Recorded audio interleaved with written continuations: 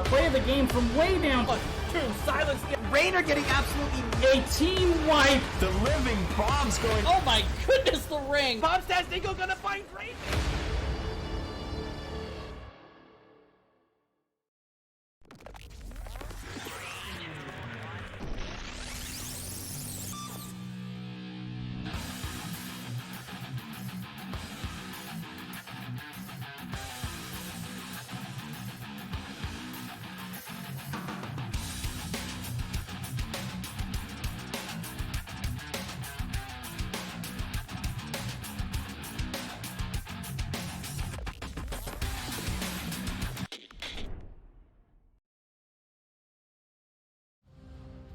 Good evening, everybody, and welcome to the Nexus Gaming Series. Tonight, we're all set up and ready to go for a match from Division B West between Feigned Competence and Necrofin Mrgles. I believe this is the last match for Division B West before the playoffs begin as well. I'm actually going to check that here in just a second. While I do that, why don't we take a look at our standings and see where these teams are and see what the results of this match could mean.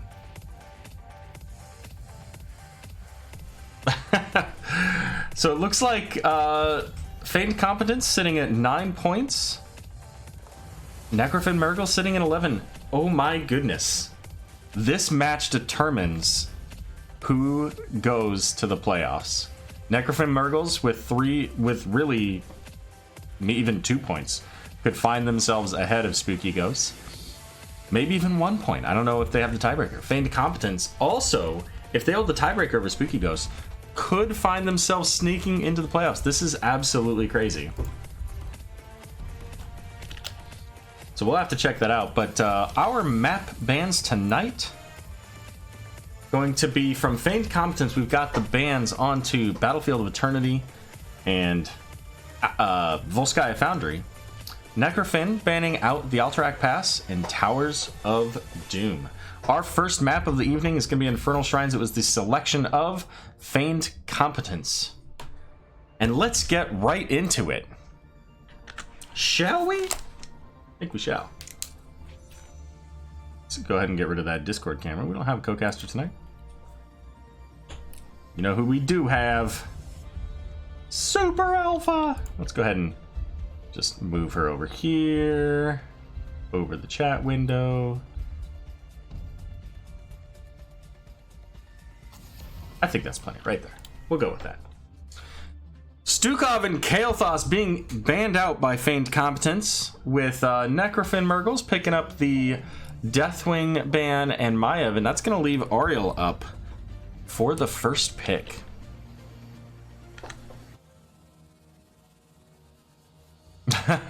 All right, Rodney, fair enough. Fair enough. So Chef Steve going to whip out the Diablo. And let's get this, let's see, so Key is over here. Gotta get these heroes put in. So Diablo Hanzo, so that's a nice way to set up a Dragon Arrow APOC combination.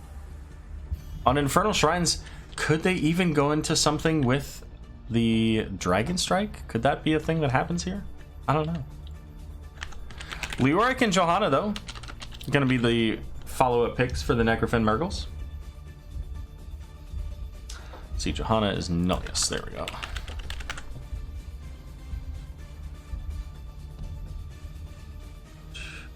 West. All right, so let's see. Is this the last game? The answer to that question is yes. So this is all of the playoff hopes and dreams ride on this match tonight. And I want to check because it's kind of funny. They could actually cancel each other out. They could make it so that neither of them get into the playoffs. If I think it was if Necrofin gets 1 point and Feigned Competence gets 2, neither of them go, and Spooky Ghost sticks it out. So there you go. Sylvanas gonna be the pickup here on Infernal Shrines. Lots of value. She's gonna be able to shut down structures when they win Protectors. If they, well, they didn't really get, so never mind. I was gonna say if they got, you know, a strong siege hero, then they could even potentially ignore one of the Protectors early on and just push. I don't think they've really got that in the Hanzo Sylvanas combo. Not yet, at least.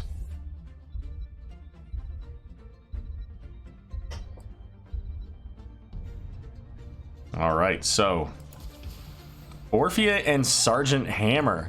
Didn't see the Sergeant Hammer coming. But you know what? I mean, this is a good map for her, so why not?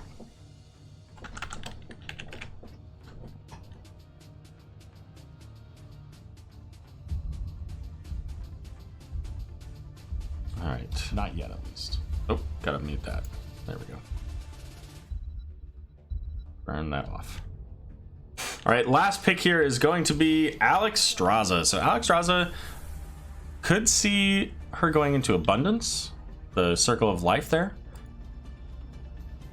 That would give Diablo some extra value for his Devil's Due if he goes that route. Making sure that they don't change any heroes on me. Looks like we are good. Let's go ahead and put up a poll for, you know, the few people that are out there tonight.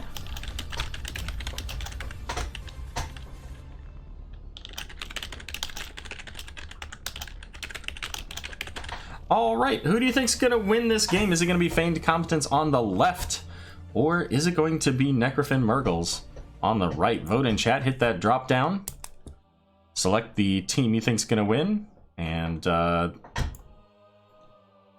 hit the vote button.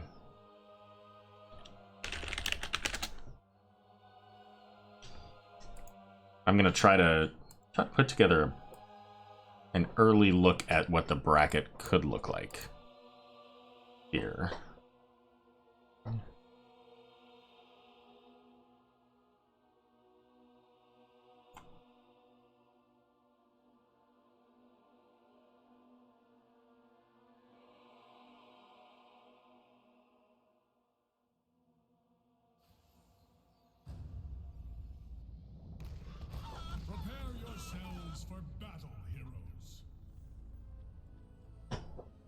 Alrighty, prepare yourselves for battle. It's game time. Let's get our teams introduced here.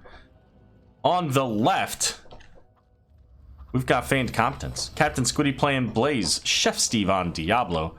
Totem Cult playing Sylvanas, I believe. Nope, that's Rainbow Lance. Totem Cult on the Hanzo. And Hyperbole on the Alexstrasza. For Necrofin Mrgles on the right, we've got Key 1108. Subbing in from the Tide Callers. Playing the Oriole, we've got Shogun Misa on the Sergeant Hammer and Veckled on the Orphea. Yep. Johanna going to be played by Nullius, and we've got the Leoric played by Fenris. And nice Detainment Strike already off the bat onto Diablo. Diablo doesn't have those souls yet, so he's a squishy hero for now. Leoric versus Blaze going to be heading up into the top lane as the rest of the team going to rotate with the Sergeant Hammer here. Maybe? Maybe not. They're going to split up. Zeratul isn't super common nowadays, is he? I was kind of hoping for one of the Wombo fun on that Feigned Competence side. Yeah. He's not super common, which is a little surprising. I don't feel like he's, you know, a bad hero. I don't feel like he's even, you know, counter-picked that often. But he just isn't picked that often. So, Diablo going to charge in onto the Johanna, but she's going to condemn him right back. Feels a little Diablo 3-like, right? Charging in on your Crusader hero as she just says, nah, bro. I'm good. We do have on point for the Orphea here, so she's going to get that extra damage at the tip of her Q. Fealty unto death for Leoric, so he's going to get the extra healing and mana from minions in the lane. Both sides, his and the enemies, when they die. Advanced artillery, so Hammer gonna be able to splash a little bit better.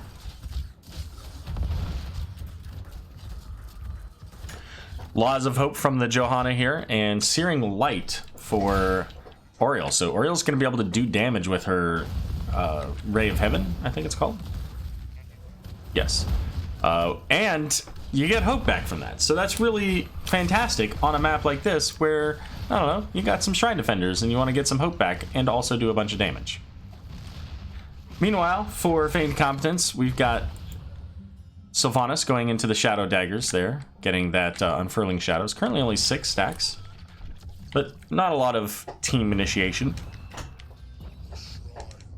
10 stacks on the Simple Geometry here for Hanzo. Feast on Fear going to be the pick by Diablo. And for Alexstrasza, Live and Let Live. So going into the Q build. But as I mentioned earlier, with the Punisher in the top lane here, Sylvanas is going to shut down these towers, and they're going to get whatever value they can. And you know what? I mean, they may not have tons of siege, but they have minion waves, and minion waves do double damage to structures. And they did all that before anybody even got started on the objective. So that's, you know, that's a good place for them to start on this.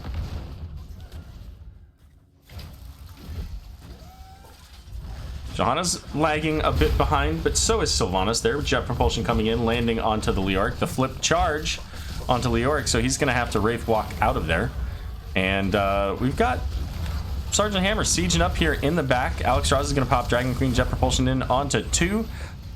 And both of the front lines, so they're mostly okay, but we're going to see Diablo charging in and getting the flip onto Orphea. 7 to 17 so far on the Skeletal Defenders. And there's no Dragon Queen left. Sylvanas taking a bunch of damage, is going to have to use that Haunting Wave to get out. And the numbers are even. Sylvanas is coming back up. Gonna try to help her team here. She does a lot of that spread damage that can help get some of these minions here. There's the flip, pulling the Condemn into the team. Feels a little bit bad on that. And Johanna's going to walk away. And it looks like Feigned Competence is giving up. Well, I thought they were giving up. Never mind. They want to go charging in. Flip onto the Sergeant Hammer. She pops that Unstoppable there. Hanzo is in a very dangerous place, especially with an Orphea and a Punisher. Took a little bit of damage from the Orphea, then the Punisher landing. Diablo now is going to get rooted, likely dies, and so does Sylvanas. So, first blood there going over to the side of the Necrofin Mrgles. As they get first and second blood. Let's see. I think... Let's see, where is that? Kills. Okay, so 1 for 1. Hammer got 1, Oriole actually got 1. And that's a nice early game fort here. And Punisher's still sitting at half health. This is still a bit of a threat with it being a frozen Punisher.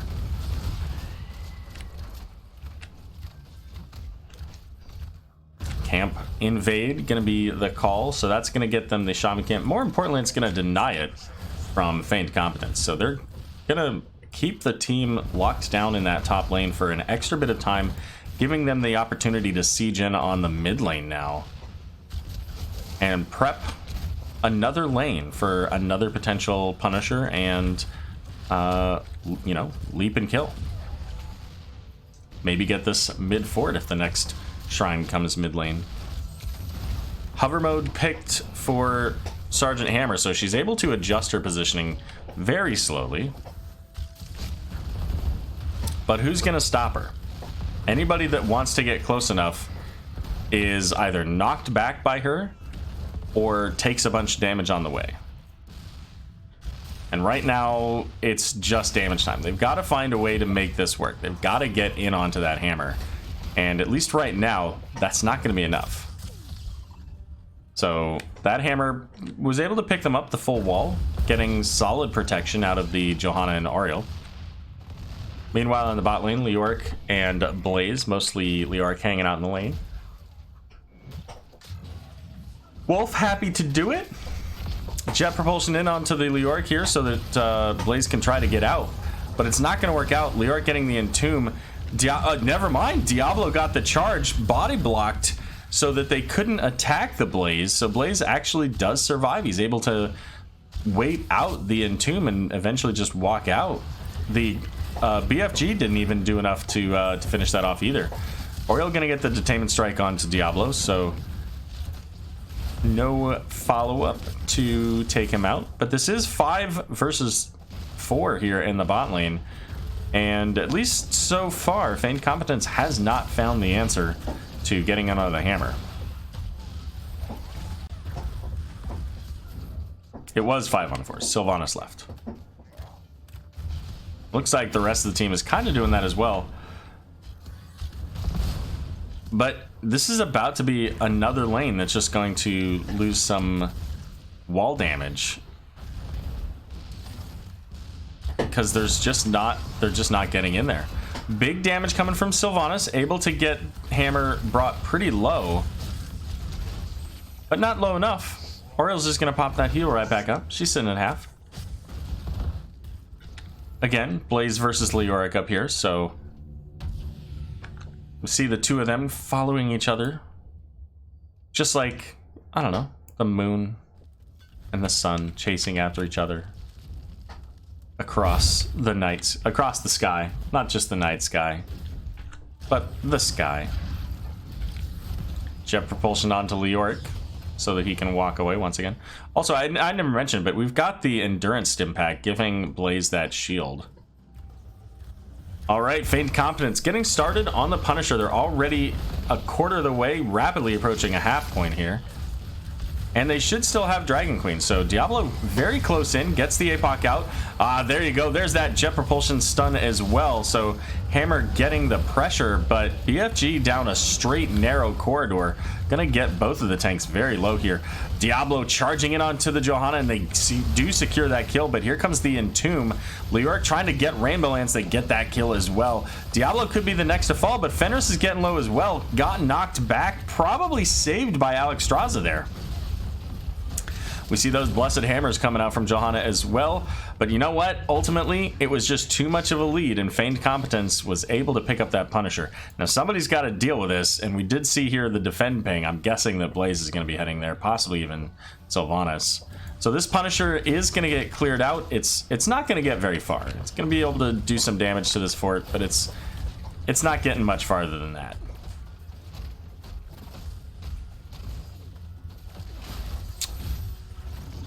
So Hammer coming into this bush could just die here. Yep. Maybe. No. No? How does that not... I'm so confused. I don't understand how she just made it out of that.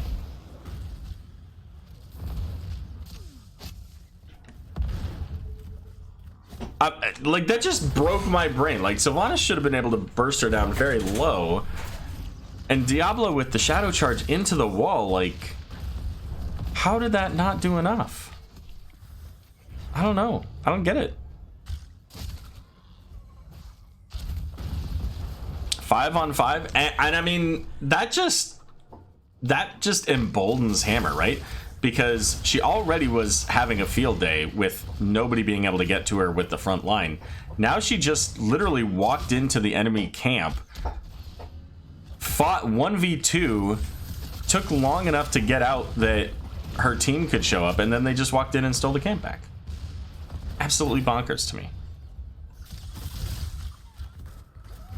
So the real question is, are they going to invade it? Well, they can't now. It's too late. They already got the camp. Leoric up in the top lane. So take a look at the minion XP here. We got 23.7 to 24.1. So very similar in the minion XP. But Leoric with this double soak is doing a little bit of work here. The flip coming out, but Johanna gets the interrupt from Hammer here. Shogun Misa getting very low. Cleansing Flame coming out is going to get her down. But Oriole, by the way, Resurrect. All of that went out and nothing happening. However, everybody's so low on this team. Hammer using her knockback, Concussive Blast, I think is what it's called, able to keep the rest of her team from dying there. It is Concussive Blast.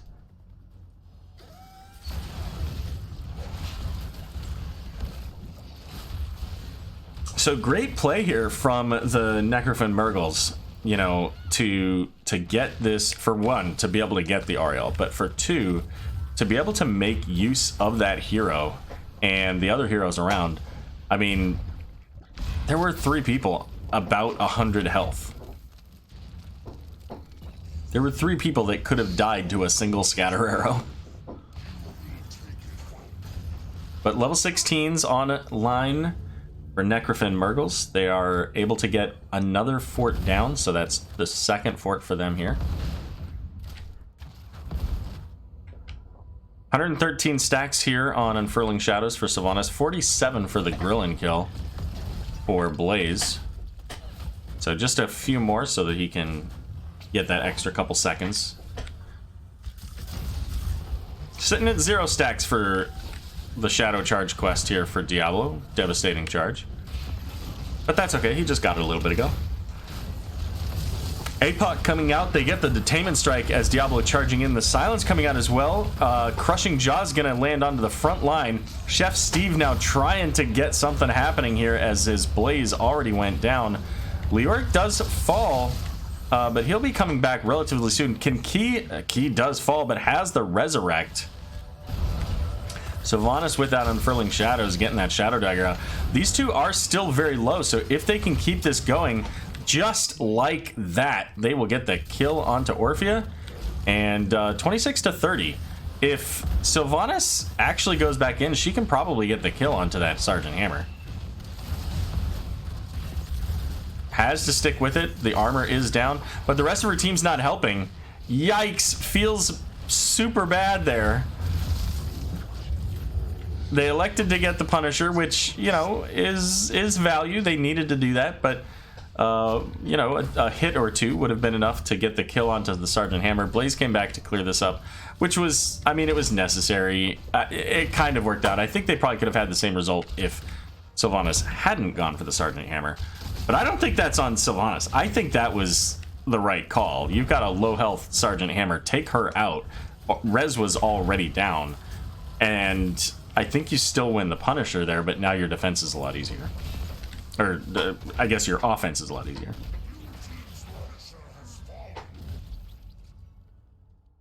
So, Punisher, this is the second Punisher of the game that Feigned Competence was able to pick up that they were not able to capitalize on.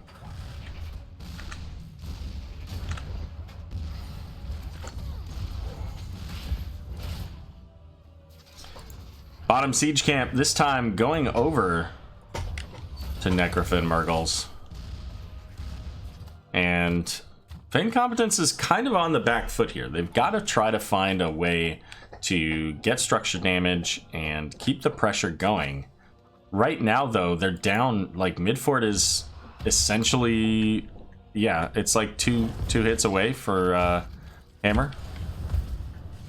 Top lane, also pretty low. It's got 3,000. So it's pretty close in this. Midfort is going to fall. And at some point, it wouldn't surprise me to see them rotate up and take that top. Looking for this Entomb here. A lot of people lined up. There's the Entomb, only going to hit onto 2. Surprisingly low number given the stacking there, but the Jet Propulsion is going to hit onto 2 as well. Cleansing Flame coming out. Trying to get the kill onto Leoric. Almost had him, but the Angel... the Shield of Hope coming out, keeping Leoric alive. And they were looking for the Sylvanas here, but Diablo charging in, getting the flip and the charge again onto Key, but it's not enough to kill her. The Angel of Hope there. Leoric is going to fall, so it's a 2-for-1 trade. Diablo only sitting at 88 stacks, so not able to get the quick return there.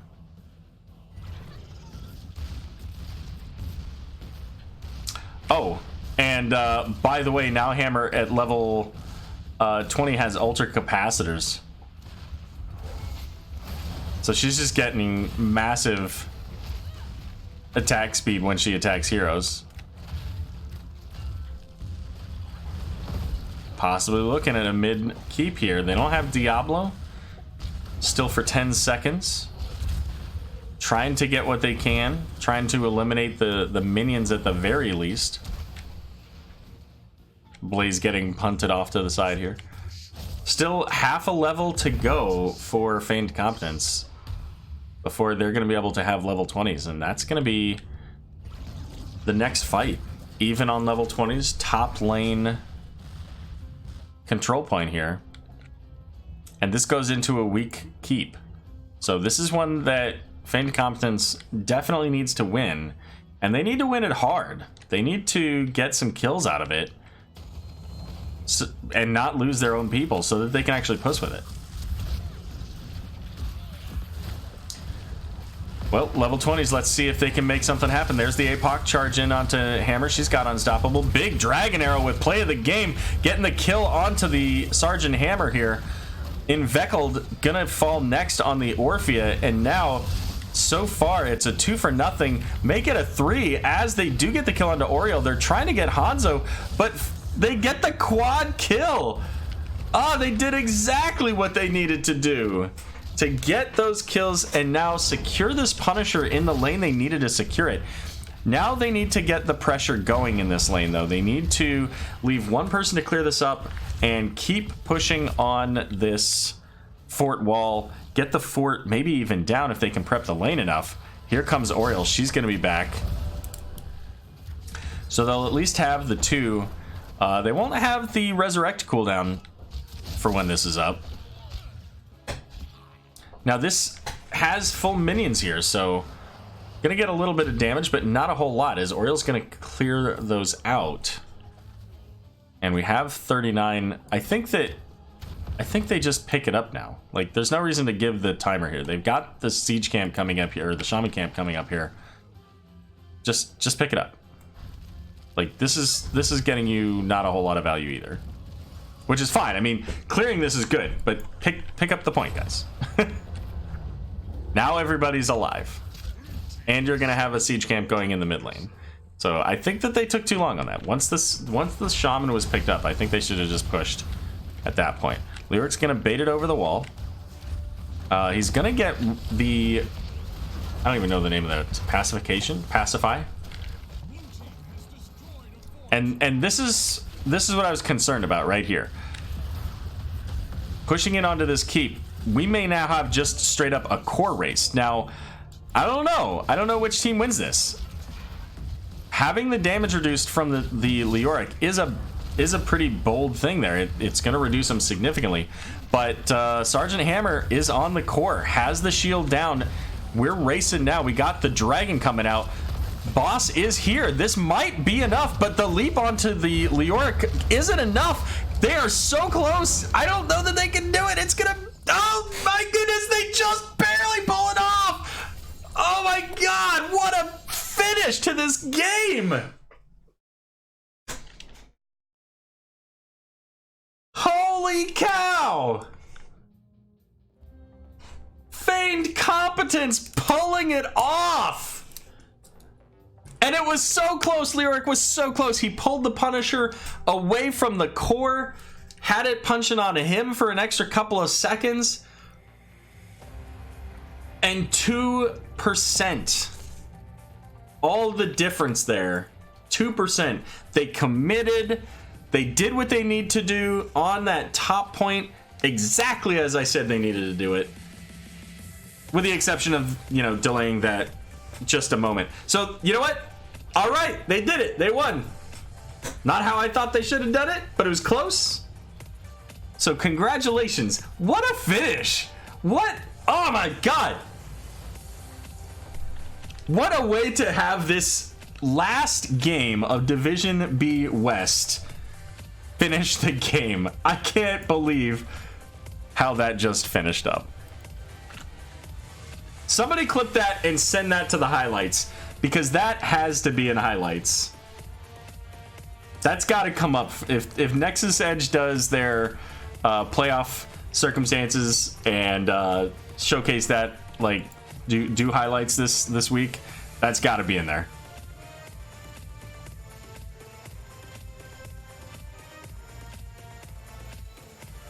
Oh, we're all set up and ready to go for the next game.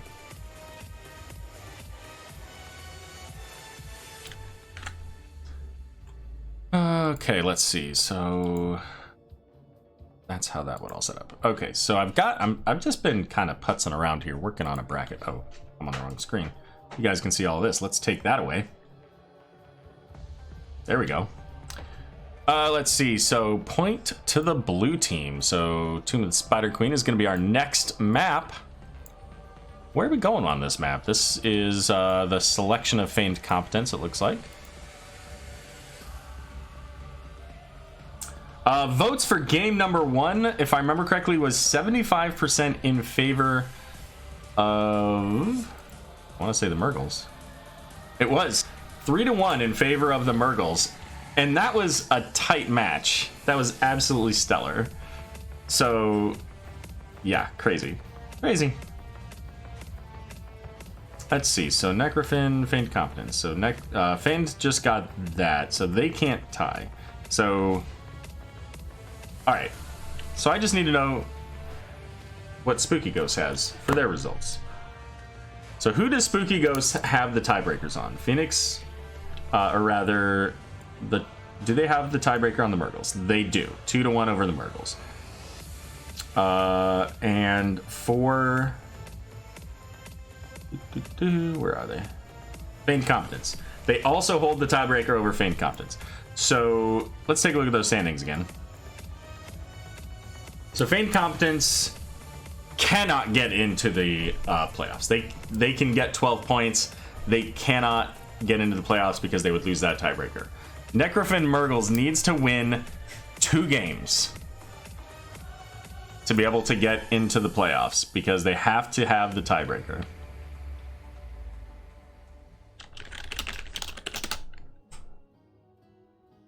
So this game right here, this is the game. This is where they have to make it happen.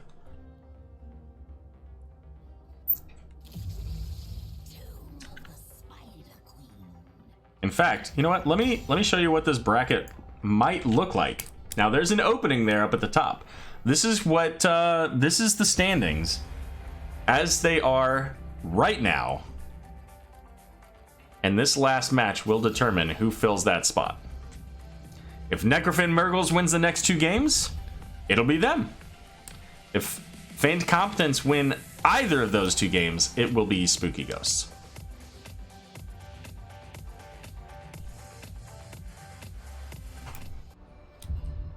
But we're all set up here for the draft. No, they don't, Arrow? No, they what? Who what?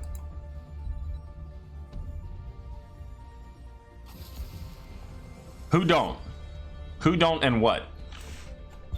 Explain yourself, Boundrix.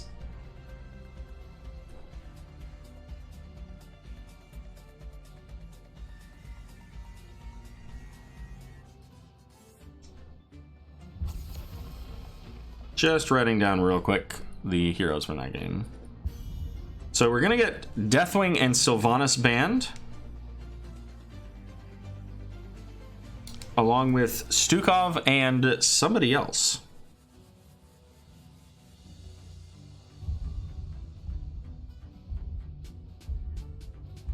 I'm not surprised to see the Sylvanas ban. Sylvanas did do a lot of damage there. Now, that said, she was, you know, putting herself into danger a lot by doing that. But, I mean, against the Sergeant Hammer, that's... I don't know that there's another way for Sylvanas. All right, Oriole coming back. I'm honestly really surprised that that just happened. I mean, Oriole really set up a lot of plays for them early in the game. Ultimately, you know, they won the game, but so be it. And we're gonna get a Cho'Gall coming out from Feigned Competence. Cho'Gall was banned out in game number 1, so they said, you know what? That's okay. We'll do it in the first pick section here. And in response, Necrofin says, all right, we got something for that. You want to take Cho'Gall? We'll take Stitches. We'll gorge you. Then what are you gonna do? And Oriole with the Stitches and Leoric, I mean, that's a lot of value right there. Let's see, Gall by Captain Squiddy. They have the same points, no? Who? Are they? I thought I just looked at that. Let me go back and look. Results. Let's see.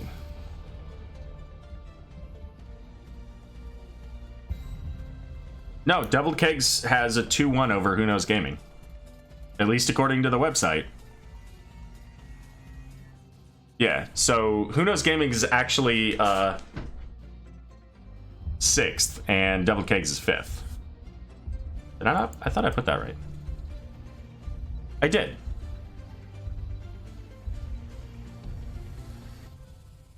It just, on the top down, it shows the other way around because the system doesn't do the tiebreakers. It just has points. So, we've got Ana and Greymane going to be the follow-up bans here. So, I expect to see probably Alex Straza for the healer. Mrgles and Maiev going to be picked up. So, what is their counter to this? How do the Necrofin Mrgles make this work for them? They're going to get Gul'dan and Tychus. So they're going all in on kill Cho'Gall.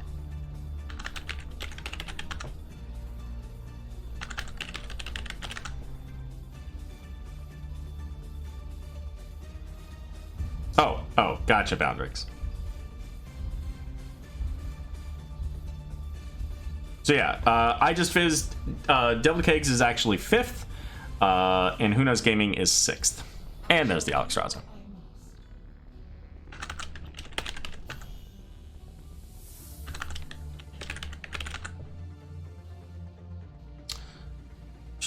All right, that's all set. Make sure they're not changing people around on me. Never like to see that. It's good. Totem Cult. Steve and Rainbow. Okay, we're good.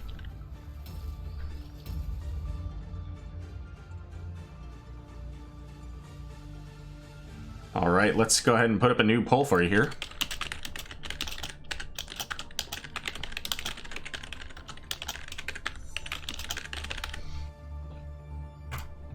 Who do you think wins game number 2? Is it going to be Feigned Competence on the left, or is it going to be the Necrofin Mrgles on the right? Vote in chat, select your team, hit the vote button. And I'm going to fill myself up some water.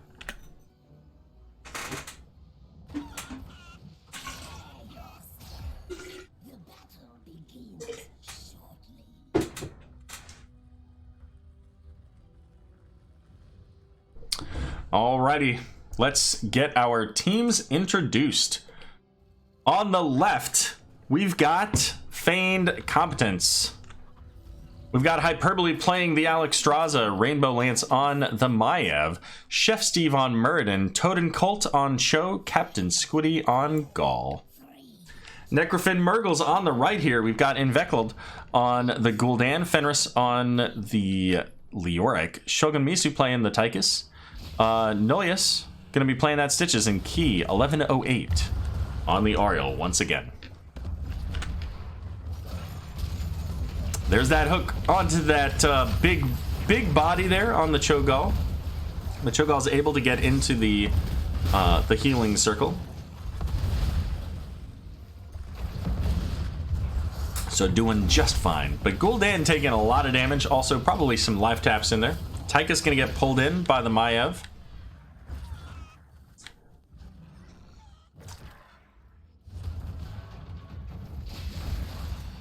I want Necro to win for the underdog into playoffs. I mean, it could happen.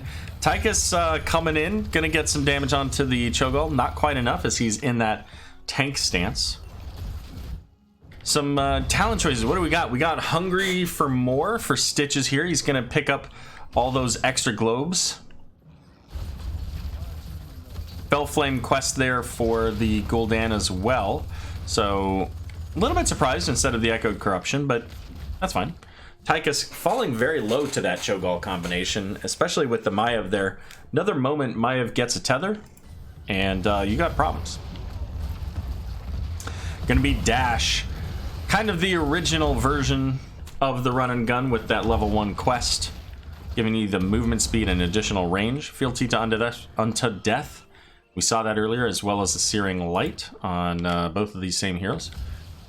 Mrgles going into his version of Reinforced Block. So he's going to be... yeah, I don't know.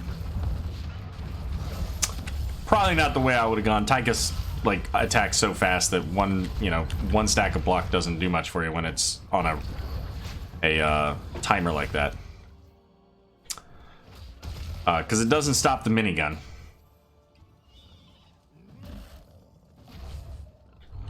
Nope, let's turn that off.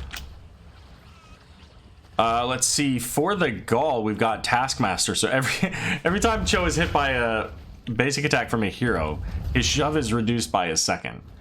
Again, Tychus. So that's actually a really high value. Now, Tychus coming in here, this is kind of sketch. Okay, saw the Alexstrasza, so they know that they're here. That at least gives them some scouting. We have the Ogre Hide upgrade here, Calloused Hide, giving the additional 15% healing, but also movement speed anytime Cho is in his tank stance.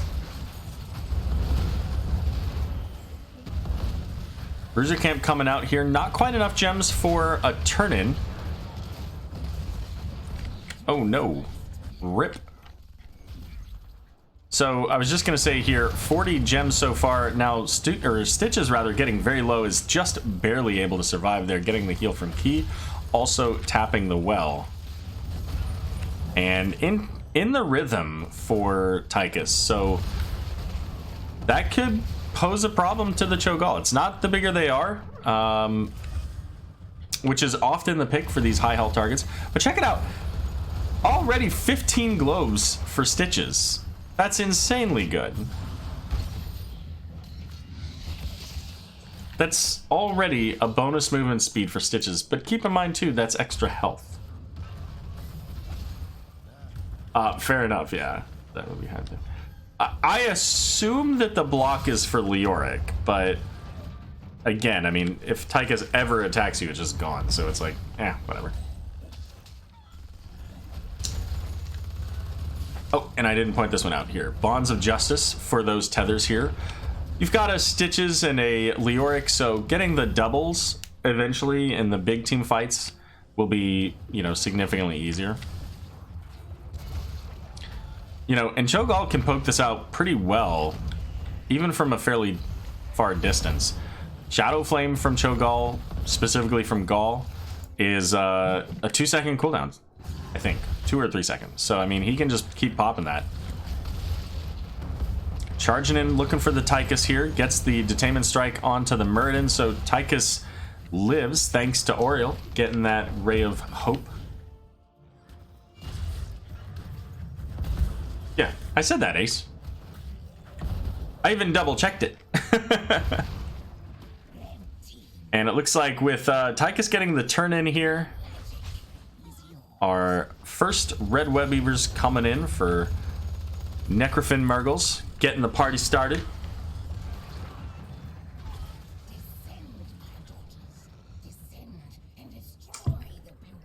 You know what? I bet it's a 3-second. Let's... Oh, here we go. Cho and Gaul on the Tychus. Oriel getting the heals, but it's not enough.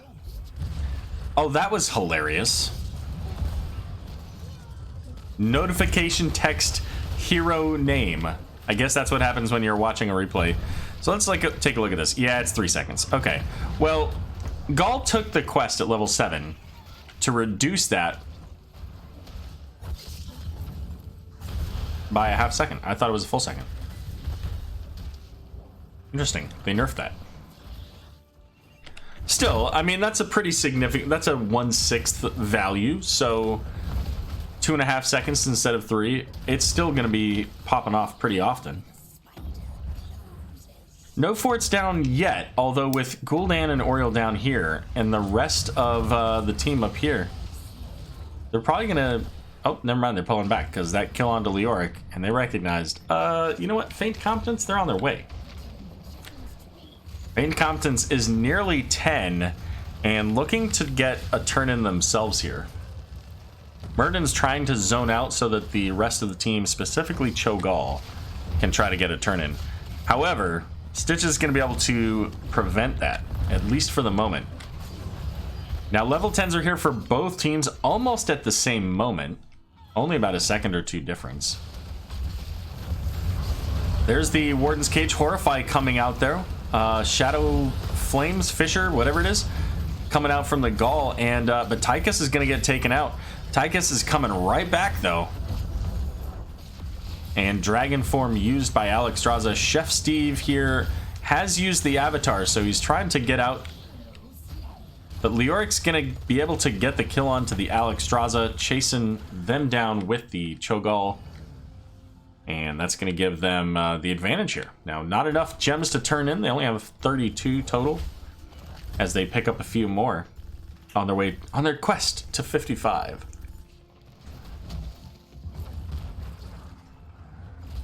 So, what do we got? We got Shadow Bolt Volley here for the Gall. Warden's Cage, we saw here the Lifebinder, Avatar, and Twilight Hammer, or Hammer of Twilight. And I don't know.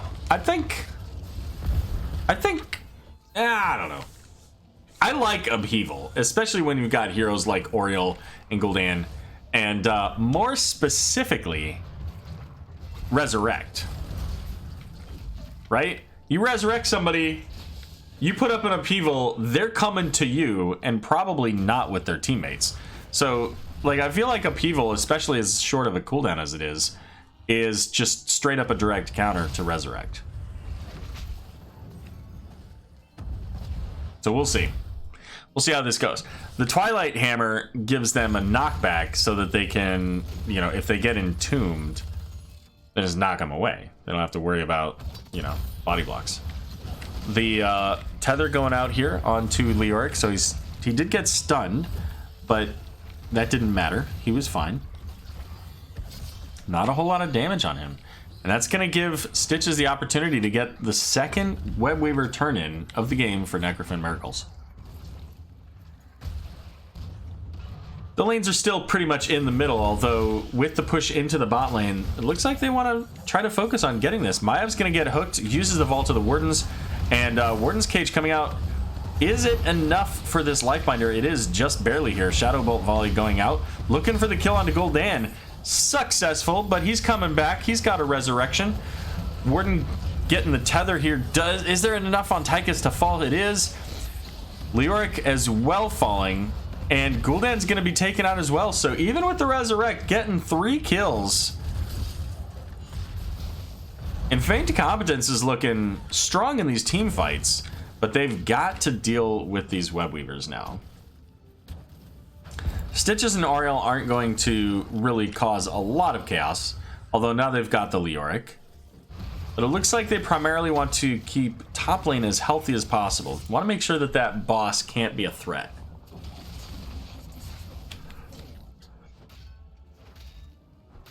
But mid will go down.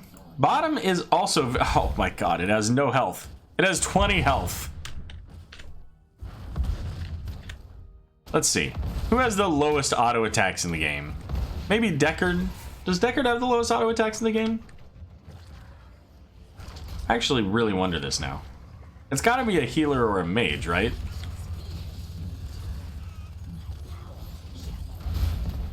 You guys got to help me out with this. Even like, you know what? Tassadar. It's got to be Tassadar. And there it is. Using the power of the quarterback, level 7. Tyka's able to take the 20 points off of that fort. Blue Webweaver's on the table, and with the full commitment into the bot lane, they're hoping that top and mid will get value. 45 gems there on the Cho'Gall. Here comes Shadow Bolt Volley, looking to get onto Tychus, but it's actually the Warden's Cage coming down. Can they get the Stitches Lifebinder going out onto Cho'Gall? So he's going to be brought back to full health here. No knockback. If only the Twilight Hammer was available, that would have been a dead Stitches. But instead, he's going to make it out. Just outside the edge of that wave from the Webweaver as well. Mid pushed out entirely. Tychus working on top. So a little bit of value. They got the wall top. They got absolutely nothing mid. But they do get bottom fort. So they at least evened out what was going on in the bot lane.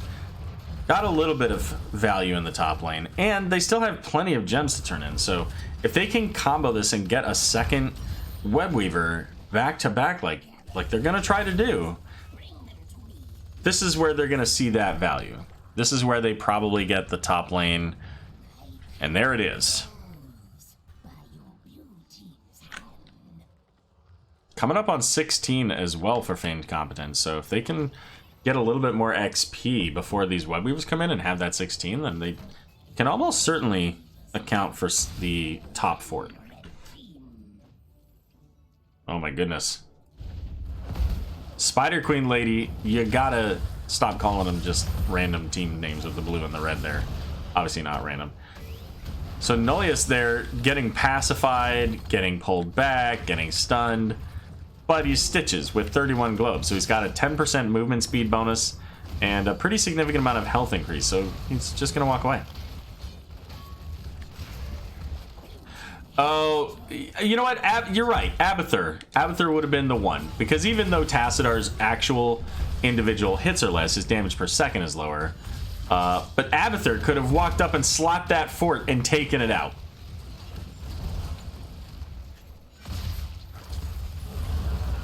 Here we go. Dragon Queen popped to Web Weaver still sitting at half. Warden's Cage coming out. The Horrify though. Cho'Gall in a little bit of danger. The Shadow Bolt Volley going out into the group. And Shogun Misa there using that in the rhythm. But Murden getting gorged. Should have Dwarf Toss. Does. Gets out of the immediate danger. Gets punted back toward the core though. And Tychus can probably, if he turns around, could probably kill that Murden. Not quite able to do so. The Molten Block coming out from Cho'Gall, so using that shove. And I think that Maiev there probably just sacrificed herself to try to get the Cho'Gall out. The question is it enough? And the Hammer of Twilight's going to knock back the Tychus, I think it was. And Leoric, does he have Entomb? No, he doesn't. And no Spectral Hand either. Well, you know what? They gotta keep. So good on them, and Necrofin Mrgles making their way onto the boss. It's actually 11% move speed for some reason. Is it really?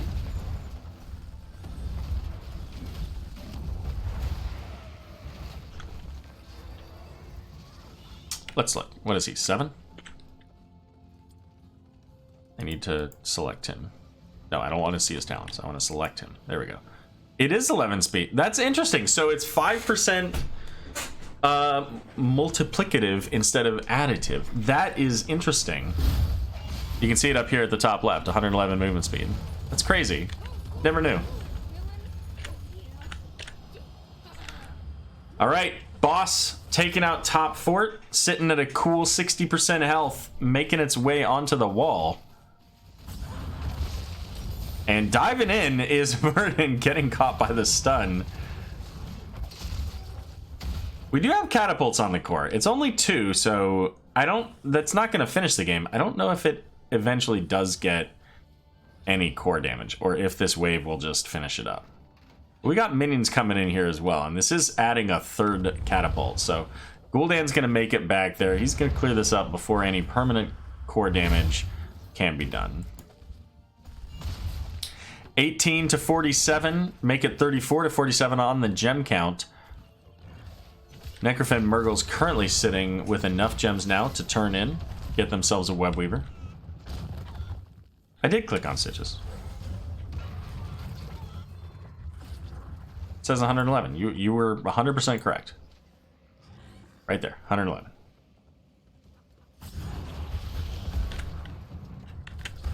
All right. Fighting over the turn-in here, trying to make sure that Necrofin can't turn in. Tyga's getting just bodied by Cho'Gall. Not able to... Like, what happened there, guys? Turn and kill the Tychus. He's dead. One hit. The Shadow Bolt Volley going the opposite direction, but look at these red health bars. They're all so very low. Murden deep in is going to get taken out, but they do get the kill onto Tychus. Gul'dan as well. The Oriole does have res. Oh, Leoric died in there at some point too. And nearly getting the kill there onto Stitches with that Rune Bomb. And at level 16 now, this Runic Blast rather, does silence for 1.25 seconds. That's absolutely huge. It is a skill shot. Not only do you have to roll the bomb in the right direction, but you have to detonate it at the right time. Speaking of that, Runic Feedback gives Cho a way to help Gall out on that. He's able to reduce that cooldown. Vault of the Warden's used there to keep Stitches away. Stitches up to... No, he's not quite yet up to the 3rd rank.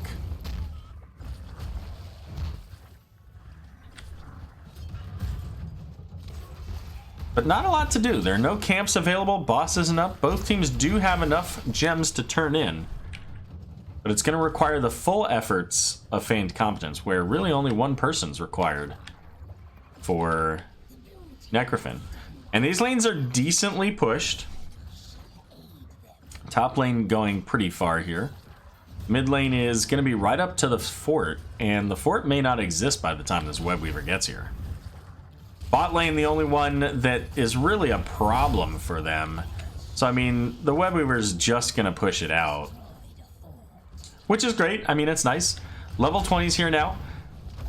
My favorite, Shadow Fury. So he's able to shoot the Shadow Bolt volley through everybody, including any structures or anything like that. So if they get a good Warden's Cage, this Shadow Bolt volley becomes a nightmare for Necrofin Mrgles.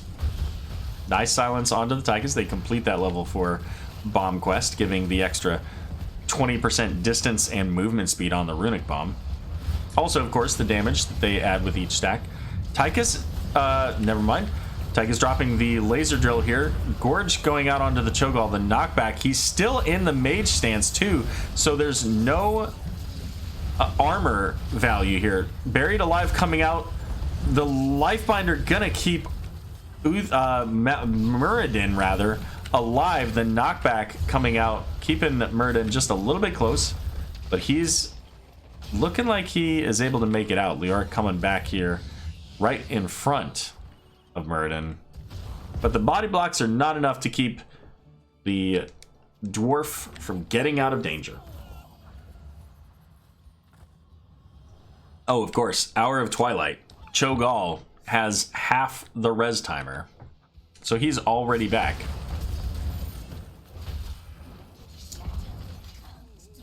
This is a tight game.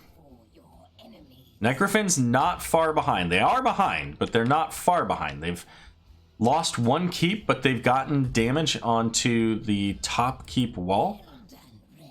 And now they're going to have Webweavers coming in. Webweavers aren't going to get a whole lot of value because they're going to be starting up here, very close to their fort, and down here with Siege Camp coming in. So they're going to rotate down. Necrofin are clear up the Siege Camp. And then look for a fight. Find somebody that they can kill. Oh, there's the Buried Alive onto the Cho'Gall. Again, in the mage stance here. Shadow Bolt volley going out. Gets a fair bit of damage in onto the Oriole here. Warden's Cage coming out in the silence. Gonna take out Oriole. Make it a double kill as Tychus falling next. Gul'dan trying to disengage from the pressure from Muradin. But at this point, that's all Feigned Competence needs. They're going to rotate down, address this Webweaver, make sure that it doesn't get too close to the fort. I imagine they'll then head up to top, and I think this boss is either up or it's about to happen. So we'll see. Half an Oriole level 10 there for Cho's 20. Really, it's half of 2 Oriole level 10s. Right? Because you're bringing back 2 heroes faster. Boss is up. 20 seconds until Tychus and Oriole are available, so... Never mind, Oriole's back. So it's just Tychus that's missing. I think that they need him. I don't think that the damage potential from Gul'dan is enough. The real question is, can they get there and use a Horrify? There's the hook going out onto the Maiev. She's able to use Vault of the Wardens to stay alive here. Pull onto Leoric. Alex throwing the circle there pretty far ahead just in case the team wanted to go in. Stormbolt going out did land onto the Gul'dan. Fenris, however, taking the damage from the Shadow Bolt volley, but it's not enough.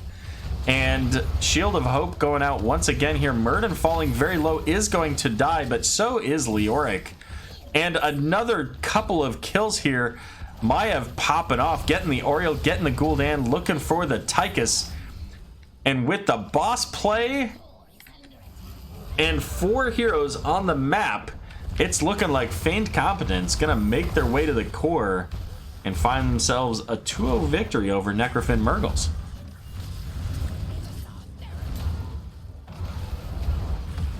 All right, fair enough, Rodney. We'll say it's 40. How about 40? Let's say 42% of an Oriole res. We'll go with 42%.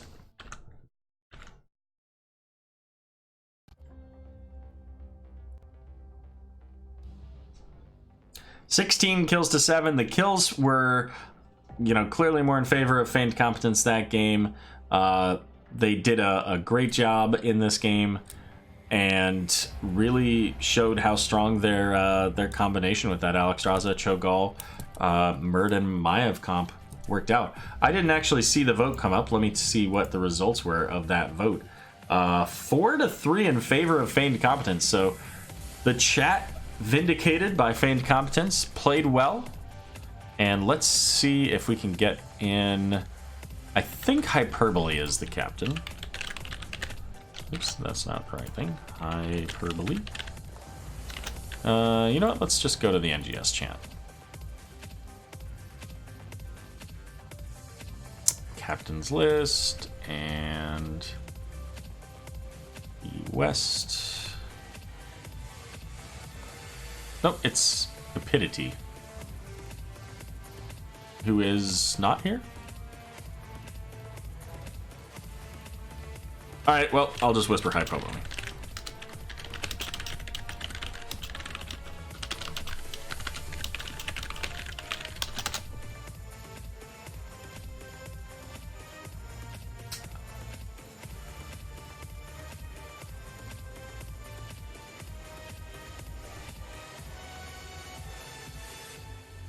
While we're waiting to hear from them, that victory does in fact secure the number 8 spot for Spooky Ghosts. So once I show the talents here for a little bit, I'll pop up what the bracket's going to look like there.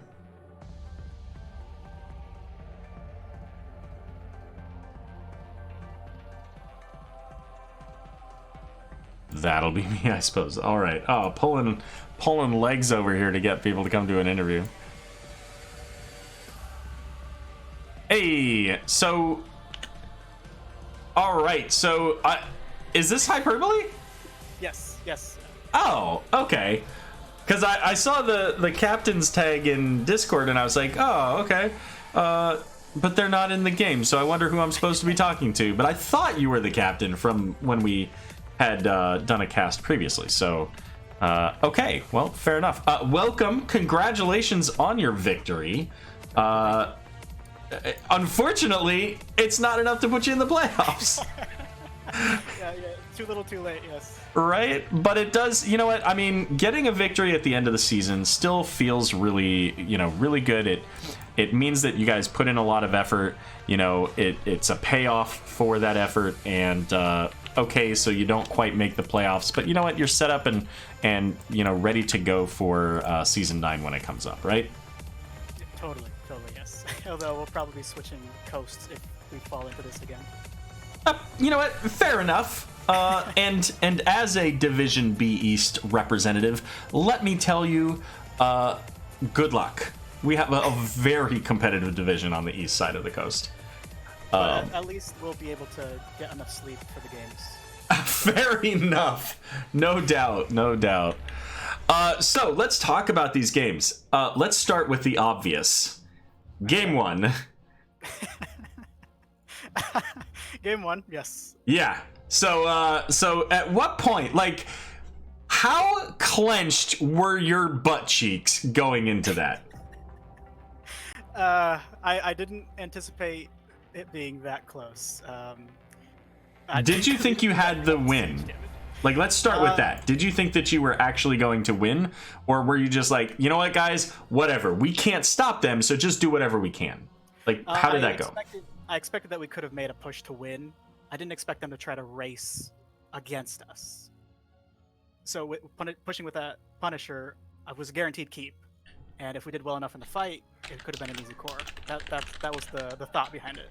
But they ended up racing us, and we were already on keep, so I decided we should just keep going.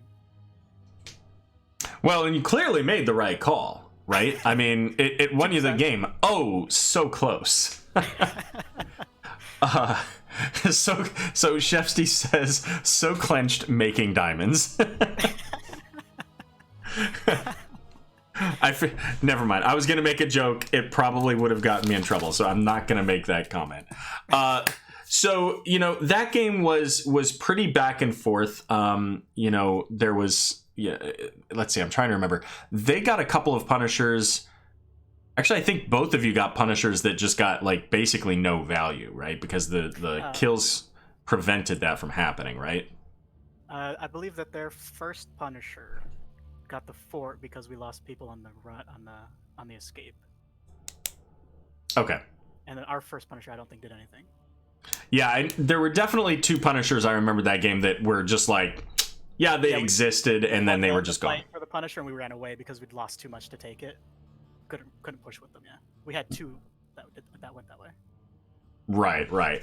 So as this game is getting later and later, because I think there were a total of 4 or 5 Punishers, maybe it was a fairly lengthy game. And you guys are honestly struggling to get to that hammer, and even when you did, they said reset, have another one. Like, what was the conversation like? Was there any discussion about how you win these fights? It has to be a positive trade, so we can't just take one and be happy with it, because they'll just get rezzed and they can fight with better resources, because they'll have a full health, full mana character that we just killed and wasted all of our resources on. So we had to try to get 2 at the very least and win by a landslide in the fight, so that they couldn't come back at us and take that reset victory. And they were pushing the whole game, right? They had the ability for Sergeant Hammer to just walk up, and you could kind of see, like, the 4 of you that were there were kind of dancing just outside of Hammer's range to make sure that you didn't just get obliterated by her. But nobody could quite get to her, which meant constant siege pressure. And then, you get to that last Punisher, that last shrine, and about 30 seconds before you get there, I'm saying in chat, this is it. Like, they have to get this Punisher to get pressure in this lane, because if they lose it, they lose the game. And the only way that works is if they get a whole bunch of kills. They have to get several kills to make this happen so that they can get that pressure so they can win the game. And then, no joke, you guys show up, and it's like suddenly everybody just knew exactly what to do and when to do it. So when you go into that fight, whoever's shot calling, whether it's you or whoever else, what are they calling? Are they calling a specific target you guys are focusing on at that point? Are they just saying, listen, let's go balls to the wall? Like, how do you set up that play? There's an initial target. You try to get a scout, or I try to get a scout out to see the positioning, and then you call the priority target. That would have been Hammer initially. But if we can't get a good engage on the Hammer with our Diablo APOC combo, then I try to go down to whatever's the nearest available hero, no matter who it is. If it's Leo, fine, we'll just take the Leo and then pressure again onto Hammer, as long as we get it quickly enough. Try to be fluid in the fights, basically, instead of throwing all your eggs on the Hammer basket and hoping for a kill. Get what you can, and then maybe you'll get Hammer as a bonus. Sure. So then you get into game number 2. Now, the first question I have about game number 2 is actually related to game number 1. They banned out Cho'Gall in game number 1. Was that your intent to take Cho'Gall in game 1? In game number 2, yes. The intention was Cho'Gall from the beginning. Well, I knew game 2 because you picked him in the 1 too. So I was wondering if in game number 1 you were intending to, or if that was just a read from them to say, oh, they play this, let's just not let this come into us. I had not intended Cho'Gall for game 1. Okay. So then you go into game 2. We were riding the high off of game 2. Yeah. So you go into game 2 and you 1-2 Cho'Gall, which is not historically super common, but more recently, especially seeing it in Division S, that priority chain has gone up quite a bit. And, they ban out I think it was Ana. Yeah, it was Ana. So obviously you guys were super confident. With the other heroes, how much of that adjusted based on their blow up Cho'Gall, as much as possible comp style? Nothing so much. It was always going to be having another sturdy tank just to draw pressure off of Cho'Gall, or even just to do something while Cho'Gall is taking on the pressure. So it was either going to be Stitches or Murden, but they took Stitches. And then really we just needed to try to get wave clear to make something else happen, as opposed to just hoping again like game 1 to get something. And then I just fell back on comfort with Alexstrasza. Makes sense. And I mean, at that point, Oriel was taken by them, Ana was banned out, Alexstrasza was clearly the pick, in my opinion. I mean, who else are you going to go? Deckard, right? Lucio, yeah, exactly. Hey, Lucio gets Rejuvenescencia at 16. He gets percentage healing. And, and then you have Murden. Like, Lucio would have done 200k healing, I think, there. Mm-hmm. Eventually. So this is the last game of the season for B West. It's the last game of the season for you guys. What are you looking forward to next season? Since you're not going into the playoffs, like, are you going to be looking at off-season events? Are there, like a Heroes Lounge thing? I don't know what their schedule's like. What are your guys' plans, in between? And obviously the next follow-up question is, are you planning to return for Season 9? In the interim, I'm just expecting to play what games we can. I don't think we'll do any tournaments as a team or any off-season stuff. Just casual get-togethers, pick-up games maybe. But we are intending to come back next season, which should be fun. We know what to expect now, and we have some experience. It should be more interesting next season. We're hoping for maybe at least middle of the pack. Sure. Well, good deal. You know what? You guys played a great match tonight, and I hope to see you guys in Season 9. I hope that nothing prevents that, and like you said, I hope that we see a very competitive division for you, and your own growth in the off season, just as a team, as over time, practice and timing and all that good stuff. So, looking forward to seeing that. Before we get to shoutouts, was there any particular moment that you wanted to highlight that you thought was a good thing, whether it's something you did or your team did or the opponents did, that you just want to make sure that everybody is aware of? Probably game 2 when Stitches decided to abandon his team to chase Alexstrasza. It doesn't exactly prevent Alexstrasza from healing because she can heal at range with her circles. And it left the rest of the team to just roll through Leoric into the backline. So if there is an Alexstrasza, either you lock her down from the beginning of the fight, or you just don't chase her around like that. There you go. All right, well, let's wrap up. Any shout-outs? Shout-outs, of course, to the team. It was a good series at the end. We came together at the end, made it a team. And of course, to the NGS community, you guys are awesome. Thank you for picking up the cast for tonight last minute. You do a lot. You do a lot for the community.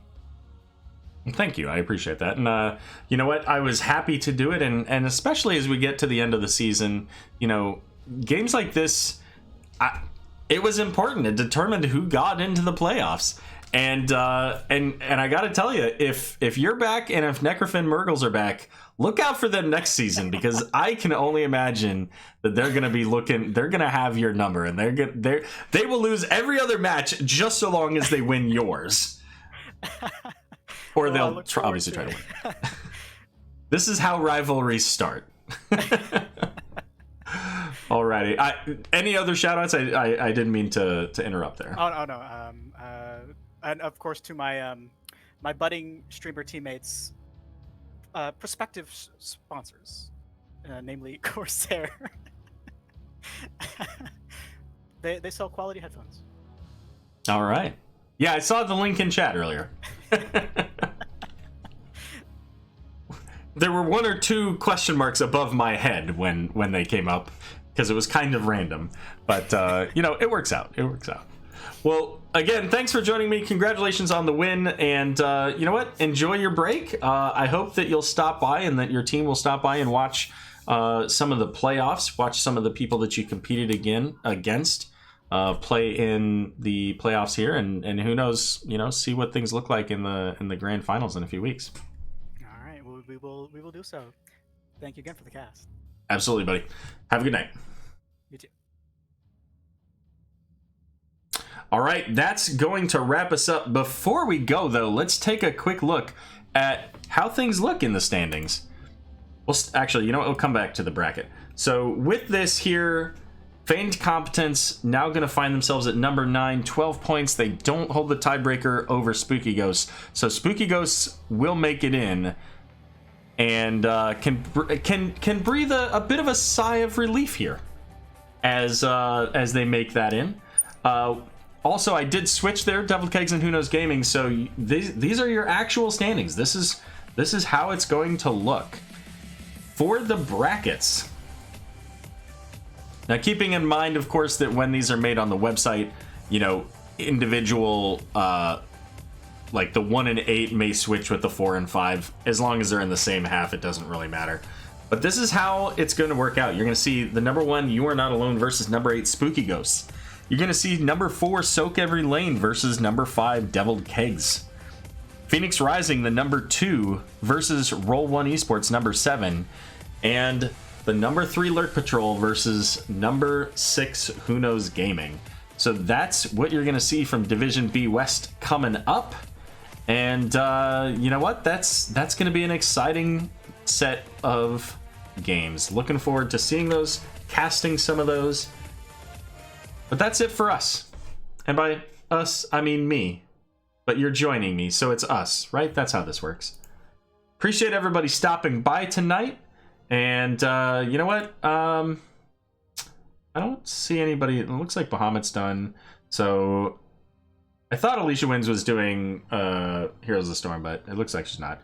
But that's okay. I'll send you guys over there anyways. So thanks again for joining me tonight. Have a wonderful evening, and we'll see you again soon.